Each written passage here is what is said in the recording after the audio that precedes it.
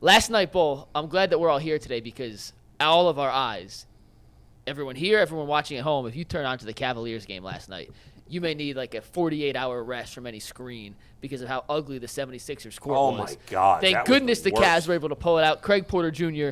Played a massive game. And if you want to pull up the game montage, Steve, which is number I got to say, the Cavs need more nationally televised I got to games. say, like, yeah, because the only time I can watch it. Exactly. Because I don't have the stupid Bally's app. And I said I wasn't going to watch the Cavs in the regular season this year. I did watch some of yesterday's game. Hypocrite. I did. I lied. I watched some of it. But I could barely watch because this whole thing, first of all, the court's a disgrace. I kind of like it. You like it? I hate it. And then as soon as they started talking about, well, the Cavs are in Group B and blah, blah, blah, I don't know what none of off. that means. I don't give a rat's ass about any of that. It's so dumb.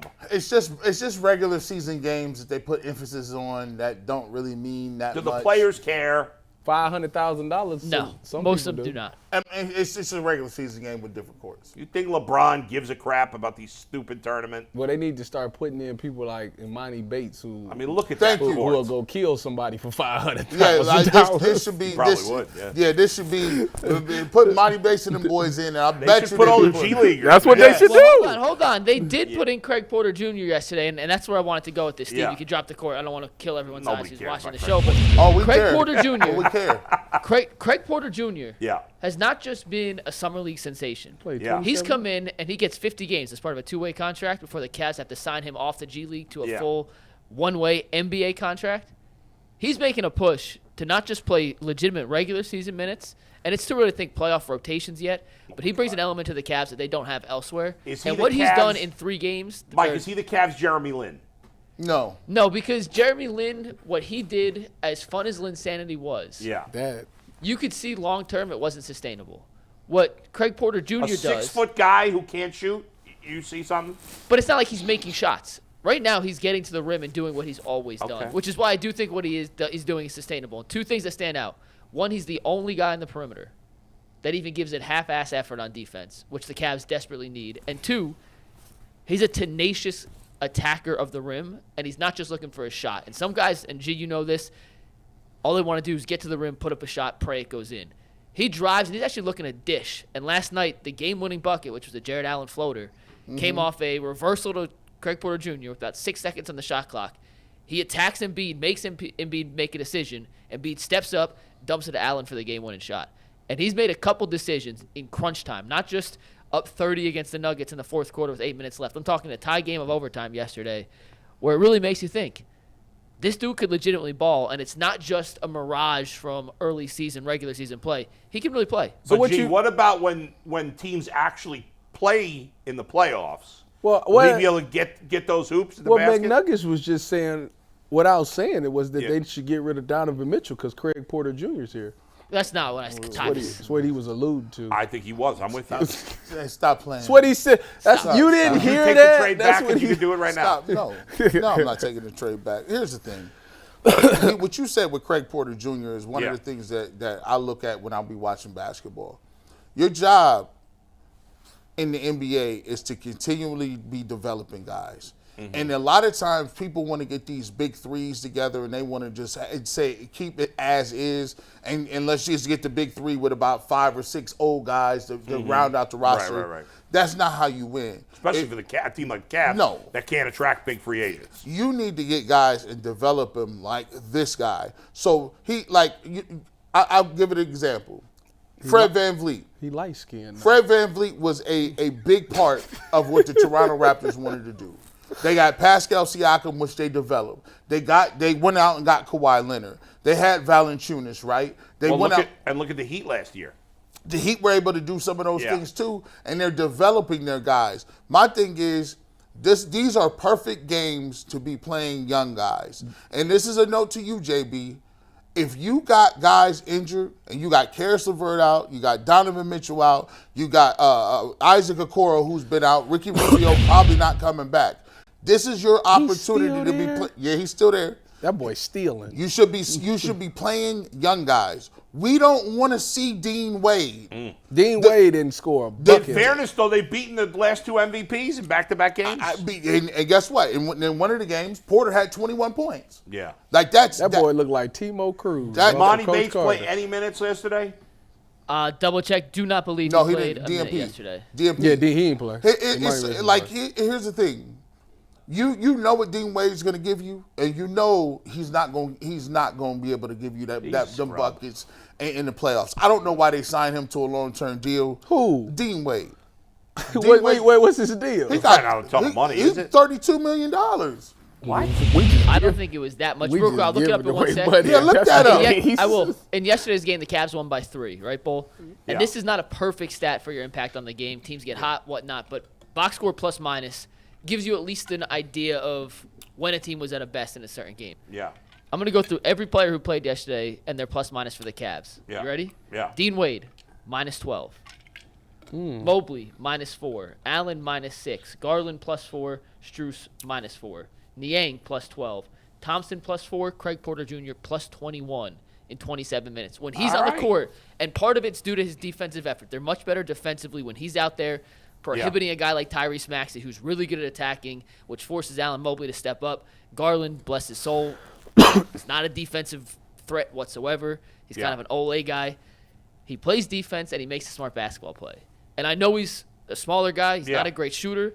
Well, at the end of the day, if you give me enough guys who make the right basketball play, who do I what? What do you to keep serious minutes when guys come back? He's earned that. Yeah, right? I'm not saying he's going to start. I just think he's a guy that you came into this season thinking he's probably going to play 20 games, spend most of his time in the G League, and he's carved out a role with Ricky Rubio, not expected to be back. Yeah. He should come off. He deserves to play. He should be the backup point guard that comes in the game whenever they going up against a good point guard that can score. He should be the one that comes in off the bench and spares the starting point guard because obviously DG is not great at defense. Dean Wade's contract, 3 years, $19 million. Still bad. I don't know why. I mean, couldn't you get a guy off the street that could do what Dean Wade does? Yeah. Dude, I bet you in Rucker Park in New York right now, wait a minute. There's 20 guys that can play better than Dean Wade. Wait a minute. I guarantee it.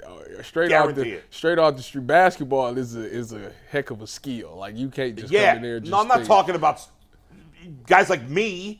I'm talking about guys at the big parks in Harlem and the Bronx. It's still different. Other parts of It's still different. Those guys can street ball. I think it's still different. This guy. Let me not disrespect him. I'm about to say, he's six. Like he about how about is Dean Wade about 6'9"? He plays Dean like Wade's 6'3". 6'8", 6'9", yeah. 6'8", 6'9". He can hit a 3-point shot. But here's my thing: you should be getting guys.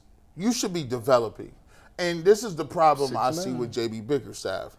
He's, you can say I'm trying to win and I'm going, all with the veterans and doing, bro. Only way you saving what you're trying to do is you play these young kids and you go to them and say, look, I didn't develop Monty Bates, I didn't develop Porter Jr., I didn't develop these guys. These guys are in my rotation because you've already, what Tristan Thompson is, what Isaac Okoro is, what Dean Wade is. Like, come on, let's be clear. And you cannot play. In his rotations, McNuggets, I saw him the other day, he had Niang, Strus, Dean Wade, and Garland in the game at the same time. I said, bro, that lead went from 17 to about 6 in a heartbeat. Not a good defensive lineup. Let's face it, G. The Cavs have always been bad at developing guys that were lower draft picks or free agents. They've never been good at it. They are the Cavs are a lottery ball away from being one of the worst franchises in the history of sports. Dang. If they didn't get LeBron, they would never have won anything. This franchise has done zilch when they haven't had LeBron. I think they have 2 playoff series wins, maybe 3, in the history of the franchise without LeBron. They've never done anything. They had a nice team with Price and Doherty, but those guys didn't. It was a nice team. But they didn't do anything. I think they won 1 series, maybe 2 in their whole time together. They lost to Jordan. Whatever. A lot of other guys lost it. The Pistons lost to Jordan. The Celtics lost to Jordan, but they also beat Jordan. Let's go. There's a this organization. I can't believe you go sit there and they beat Jordan, 1 time? Who? The Pistons. I don't know how many times they beat him. Whoa. They have, real once. quick, I just They did the beat math. him They more have than once. 4. Twice. The Cavs have 4 playoff series wins Without LeBron. 4 in how many years? 50? Since 1971. And so, 40-something years without LeBron. 50. They average 1 playoff series win every decade without LeBron. McNuggets, this is what got me. This is what got me. This is what I didn't like at all. I just didn't like some of the OGs and the whole organization like preaching to us that like 50 wins was something. No, yeah. They kept like I was just like, and they was adamant. It was like it was adamant. They act like the organization gave them their written notes and handed it in and said, "This is what you say when you ask about the Knicks." And for me, I was like, guys, we just had LeBron James. Yeah. Guys, we went to 4 straight finals. Yeah. Let's not act like we're an organization without training wheels. Like, let's act like we want to be competitive. And people talk, well, 51 wins means something. No, it don't. Because nobody else is playing in the regular season. No, if you go ask LeBron James what 51 wins means. He don't care about that. None of the good players do. You just need to get to the dance. And so for me, I just, we are, I'll be watching, man, these guys they are the nicest group of guys I've ever seen. Oh, yeah. They might even be nice to home invaders. Is Evan Come on, Mobley, man, now that we're what? How many games in are we, Mike? The Cavs 14. are 8-6, so 14 games. Okay, so now that we're almost at the quarter pole of the season, we're at the 20% mark of the season. Has Evan Mobley taken any steps forward since last year? No. Yes. No, that's not true. He has, but it's baby steps. And we expected, especially in year 3, if this guy was going to be the cornerstone part of your franchise that you thought he could be, you needed to see more from where he was last year to where he is this year. Is that on him or is that on JB? It's on him. Listen, great players, Yeah. and then you go, Bull. But great players, if you make the step necessary, you will find the ball. The ball will find you. He just is too inconsistent and too fast. I agree. Did you think Mobley was going to be great coming out of college? I did. I loved him. You did, even before you Loved moved him. to Cleveland. Yeah.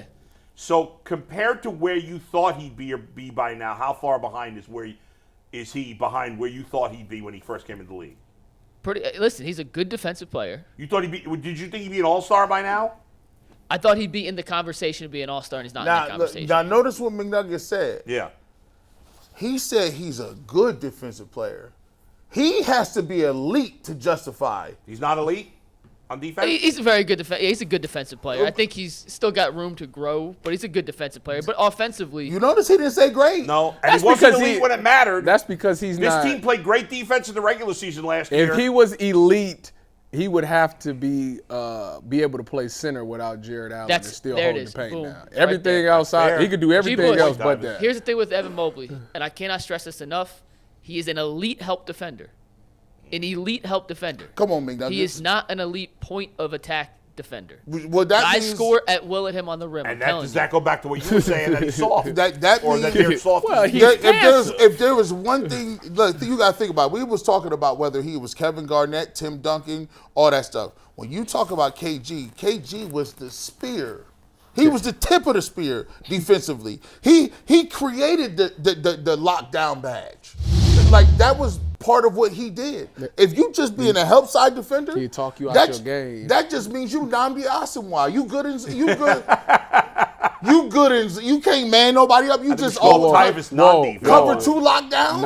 Namdi was That's a great pull, G. No, it Great wasn't. pull. No, it wasn't. Because I love that Namdi was terrible in zone. Namdi was great in man-to-man. Well, But the first way 5 better yards. than your Deshaun Watson, Kevin Love comparison. That's the same That was thing. a terrible comparison. Was But it Tyvus, bad? you've played pickup before, and G, I know you have ball. I'm not sure if you heard. Oh, I'm a You lockdown think I've defender. never played pickup basketball in my life? Not when it matters. I'm a lock. What, do you but mean? like- what does that mean? Not when it gonna matters. tell you When's the right last now. time you played pickup basketball? When I tore my Achilles 12 years ago. Okay, sorry, ball. It doesn't matter? I apologize. Why does that not matter? I'm Well, a I lock. guess my point is, I'm a lock. well, you've been in a game, and this is any level of basketball, and let's say you're picking teams, right, G? Yeah. Yeah. And someone's the 4th pick. If they start making shots, eventually you just start feeding them the ball naturally because you know they They gonna doing hit. something. Yeah. I don't care if you have Donovan Mitchell, Darius Garland, Tyrese Matt, you name any of the guards. If they trust the big man to throw the ball and he's going to be able to get a bucket, the ball goes to the big man. I'm telling you, that it goes is to the big true, man. actually. And I've watched 14 games. Yeah. I've watched last season. You can tell me they don't try to centralize the offense around him enough. They run too much pick and roll. All that's probably true. But I've played enough basketball in my life to know that if a player is good enough where the guys trust him to do something with it, he's going to get the ball. The only players they don't pass the ball to are guys you don't trust to do anything with it. Right. And we've seen enough of a sample size now to where I just don't think the guards or the coaching staff trust in Evan Mobley to do a damn thing when he gets the ball unless it's dunk. Two things that, real quick, guys. And then we got Ohio State. Want your opinion on, then we're going to switch to Ohio State. Go we'll have Bucks. to talk about these longer next time. Go Bucks. Yeah. And I fully admit, because I'm not a phony like a lot of people in this business, that I am not an NBA authority. I don't watch a lot of NBA. This is a novice opinion, all right? I'm keeping it real. All right. When keeping it real Number goes one, wrong. this Cavs team has zero shot of doing anything in the playoffs. Sheesh. They're soft. They don't play defense when it matters. They're too small at guard. They don't have enough good shooters. I don't think they're anything. I think they're going to lose. Even if they make it, they're going to lose. They're not winning a round. And I hate You know what? That's a fair. That's fair to assume that, actually. And number two, and I'll rip myself too because I thought it was brilliant at the time. But if I could take the Donovan Mitchell trade back now, if I could reverse it right now, I would absolutely do it because Markkanen is probably just as good a player as Donovan Mitchell, right? Is he, or am I crazy? Mitchell's one step higher. But so you But he's close enough that you would have other assets and other draft picks, and he might fit better on this team. No, I mean the three big lineup is devastating. I would you say have 3 7-footers. I would say that it would be successful because Darius Garland would have never been in that situation where he's trying to figure out what he needed to do. Like Darius Garland he would be. You're the point guard, no matter what. Darius that's what Garland's it is. star was on the rise. It was, and it leveled off. It Because did. Of this, I think. Yes, it did. But again, I'm not an authority. And last night, Donovan Mitchell, he dropped. well. What he dropped? 32. 32 yesterday. And they don't have a coach that could understand. Okay, well, I have some deficiencies on my team. Let me work on my rotations. Let me make sure that this guy and this guy is on the floor together. Let me develop a guy. I mean, listen, if you got a dude that's an elite, that's long as an elite shot maker that can take difficult shots and make them, I'm going to have to play that guy over playing these regular guys that when people are hurt. I can understand if you got your whole team ready. But I just don't think – and then here's the thing, too. No offense. No offense. Mikey, they run no sets. That you can't tell me. You talk about Stefanski. I don't know what they are running. JB just sits there with his arms crossed and he pace back and forth. It's all variations of different pick and rolls. That's it. It just